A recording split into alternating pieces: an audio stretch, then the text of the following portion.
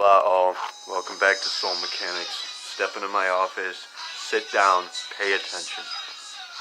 This is kind of an important video. I know I say they're all special, but this one actually is. It's for a specific somebody.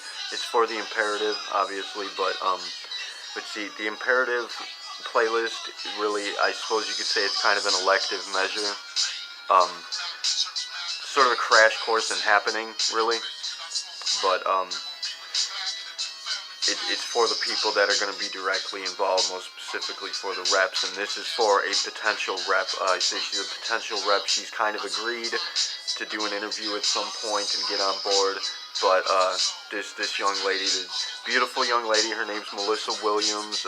It's spelled very particularly. I'm going to give you guys a link to her channel because regardless of whether she signs up or not, we are supporting her channel. She stated that she's going to be doing some serious videos, speaking her truth, trying to spread her word.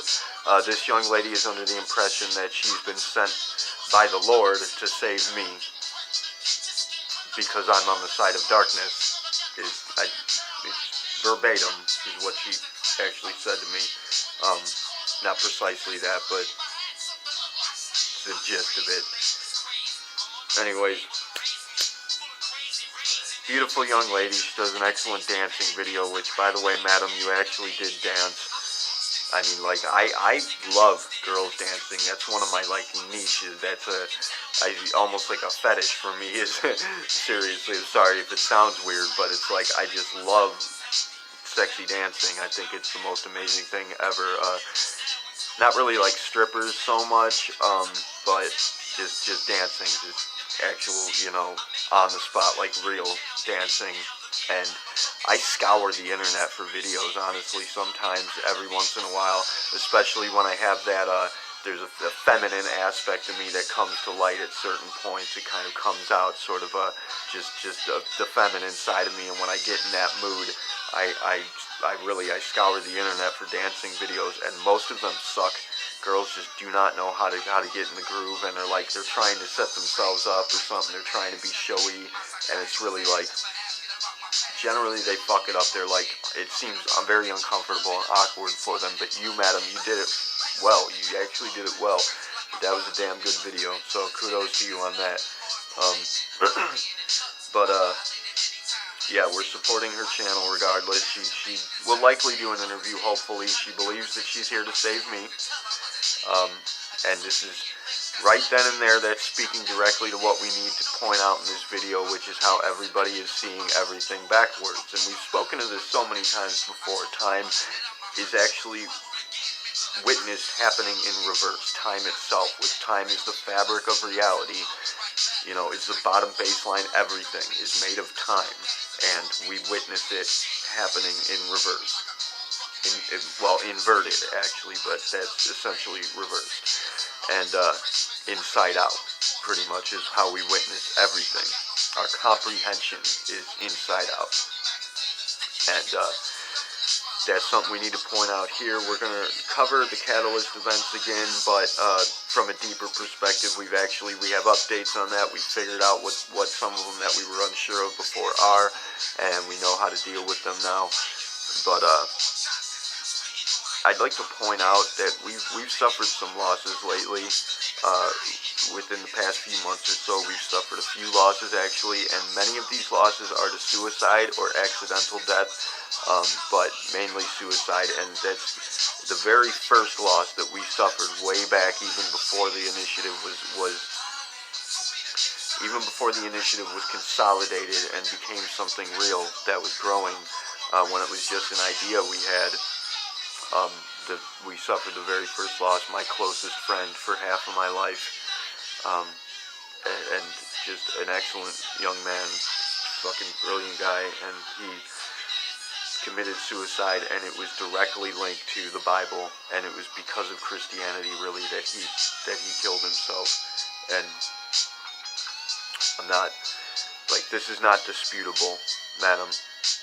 This is not something that you can And the thing with you and most Christians that we deal with, the problem here, like, we need a Christian rep. We need somebody to speak on behalf of the Christian community, in the sense that somebody can, if you have a word you want to spread about Christianity, we have the platform for it. You're more than welcome to do it. Nobody's going to fucking naysay you unless you are shitty, unless you are hateful to people. Nobody's going to put you down or cast you out. We're going to accept your word, and we're going to make use of it to the best of our ability. But the thing with most Christians is just, it's ignorance. And you display this repeatedly. When I tell you things, I tell you point of fact. Just, I give you corrections on the things that you said, such as using the term New Agers, with our community, and things of that nature. And, suggesting that I'm on the dark side, which doesn't actually really exist. There is no dark side. There are no evil demons out to get you. I tell you things point of fact, and you'll come back and you'll say the same thing again. Like, it's just deliberate, willful ignorance. And the reason that this happens is because this is like, a cognitive dissonance is not actually the source. Cognitive dissonance is not actually the illness that we're working against here, or that we're working on. It's a side effect. It's kind of a symptom of it, but it fits the bill. Essentially, it's misidentifying yourself with your beliefs, and this happens because of indoctrination. So, really, indoctrination is going to be the key to that. And a lot of Christians nowadays are going to talk about mind control. They're going to talk about how people, social programming, people are mind controlled, people are enslaved by this social programming, yet they don't realize that that's what your religion is made of. That's what your religion is made of. It's an indoctrination. It's a cultist facility. And throughout the process and the conduct of this indoctrination, you are essentially programmed to misidentify yourself with your beliefs. This is very easily done, too. It's just a very nifty, crafty trick that's so simple to accomplish, because again, I've said this before, but for her specifically, and for anybody who doesn't know this, that the brain actually works in such a way as to, you never have a single neuron firing. You never have a single memory active. You have, for example, memories that are associated. There's a realm of association in the brain where relationships will form between, say, neuron of a sensation and the neuron of a memory, and that's why you smell a certain scent or you hear a certain song and it brings back a memory, because the memory and the two neurons that fire together wire together. This is the basics of neurophysiology. And the neuron in the brain that fires in regards to your identity, to your consideration of self, it understands that you are the creative force in play. Your brain knows that you are the source. Your brain knows that you are the creative element. And so when you use the term God and you make suggestions about God itself, your brain knows that means you. It understands the term as referring to the creative influence, which is what you are. And so when you start to form beliefs about what God is, that's the second neuron that fires, along with the sense of identity, is the sense of belief. And so it's very easy to program that association, that relationship wherein you think that you are your beliefs. And that's why when people assault your religion, that's why when people give you facts that speak against your religious beliefs, it hurts you, it threatens you, you feel threatened, and you feel as though you need to fight back on it.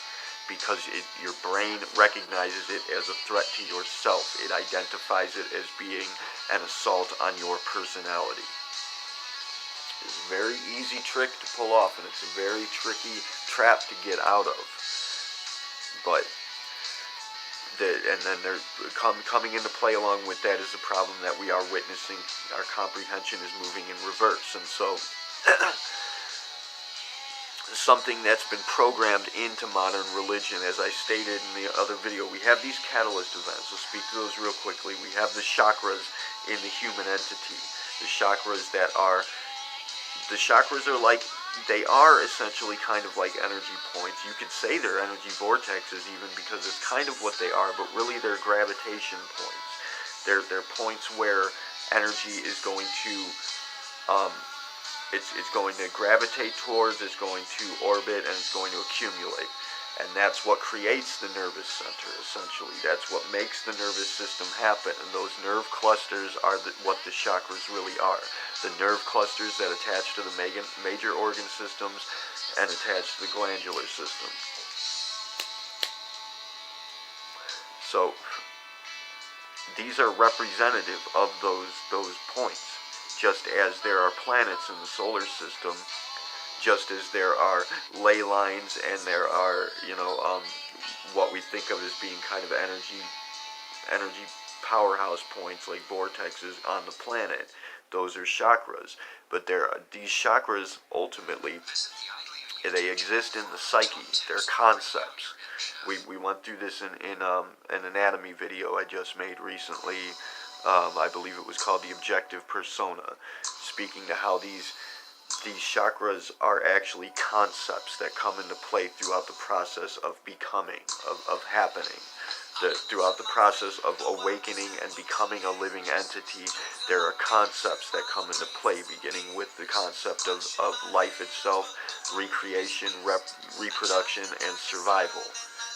Obviously, that's going to be attached to sexuality insofar as concerns our habits, and our basic understanding of how reproduction works is sexuality. We have sex, we recreate ourselves. We make use of pieces of ourselves to recreate ourselves, to continue experiencing.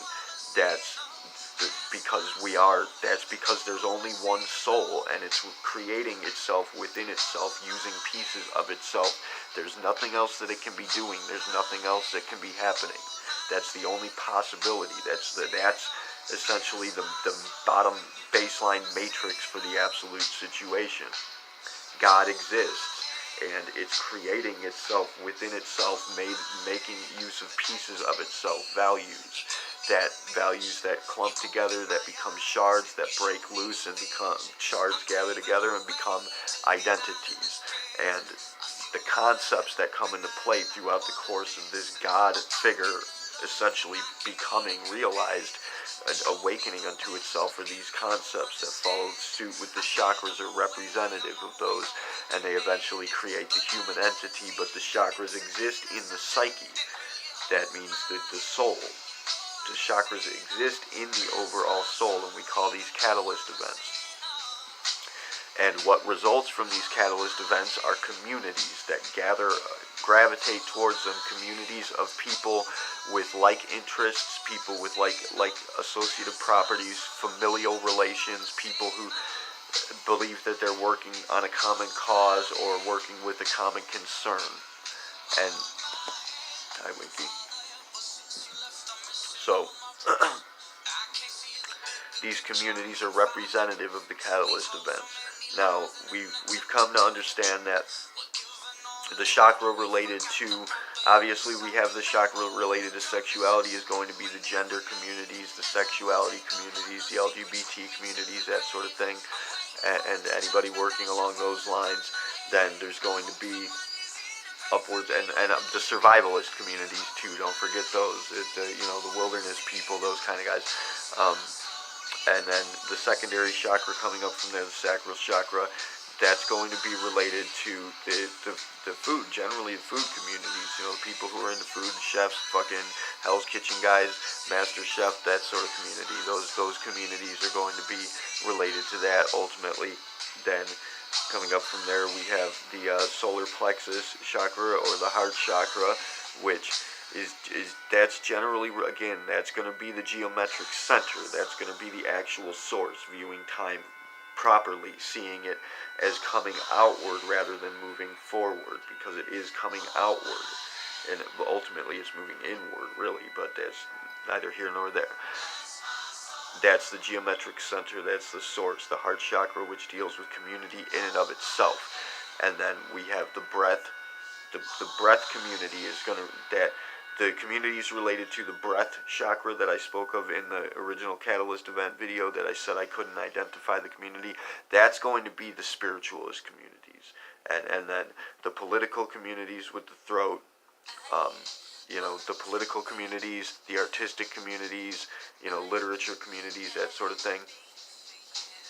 Then that pineal gland that I also said I couldn't identify that, I thought it might have been the spiritual communities, that's actually going to be the scientific communities, because they're the people that are identifying the reality.